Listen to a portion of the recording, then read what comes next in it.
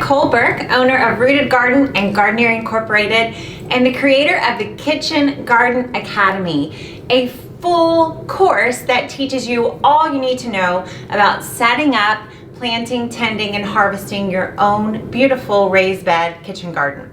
Today, I'm going to teach you such a fun garden project. We are going to grow forever green onions. Are you ready? So for this project, you need, you guessed it, some green onions. Then you need a tall glass of water, and not full of water, but a tall glass with some water in it. Some pruners or scissors will do. I just have some little snips here. And if you want to be a little, over the top, overachiever, you could also instead have a little clay pot filled with organic compost and a little dibber. So this is one of my favorite gardening tools. You could also have just like a butter knife or something like that. But if you want to feel special, you could have a dibber. Okay, let's get to it. So green onions are they are the easiest thing to grow in the garden. What I want you to start calling these guys, these girls, are your BFFs. Okay, these green onions are your garden BFFs. From here on out, don't call them green onions. Just say, hey BFF. Okay, I'm gonna show you why. There's 3 reasons why green onions are garden BFFs. First, I'm gonna show you how to regrow them. So these are just organic green onions that I purchased at the grocery store. As I've been teaching you, I want you to start looking at your food. Don't look at it just as something to throw into a recipe, but actually kind of inspect it. So when we look at these, I asked you to purchase them with the roots still attached. So we've got the roots here. This white piece is the very first piece you'd see above the soil. And then as you can see, the color gradually gets darker and darker as we end up having these tall leaves at the top. Now, if you inspect it, you can see that the growth is really happening at the split. So there's like this covering around the base of the green onion, and it starts to branch off from that center piece.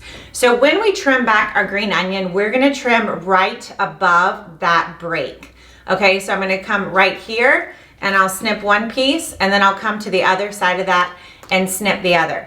And that is exactly how I'm going to get ready to grow green onions forever. So obviously I can use these and eat them up. And then this, you can have 2 options. So the first thing you could do is just put it down in a glass of water. So like I said, you want a tall glass, and that's so that you can support the green onion. So you don't want your green onions like falling over and getting in the water. The only part you want in the water is the roots, okay? So actually, even for this one, I'm gonna pour out just a tiny bit of the water so that only the roots are in the water. Otherwise, you're gonna get a soggy, kind of gooey, yucky mess. You can change out this water every 2 to 3 days. And what's gonna start to happen is the tip of your green onion will grow again. So as you can see on this one, we had it branching this way, and now we're getting that brand new growth. So what will happen, we'll give this probably over a week, maybe almost 2 weeks to regrow, and then we can start the process all over again. So that first method, you could put these right down in the water, or like I said, if you want to be extra special, you can actually put these right out into the garden bed, or if you're still indoors, you can just put them into a pot like this. So I'm just going to take my dibber. This root is pretty fragile, so I don't want it to be pushing hard against the soil. So what I do with this, or with a butter knife, is literally just make a nice big hole so that as I slide this into the hole, it's not getting hurt or damaged, okay? Because this is all kind of fragile. So I don't know if you can see that, but I have a nice deep hole, the right circumference for this green onion, and I'm just gonna slide it in until the white part is all covered up, and then I just push soil all around the base of that green onion.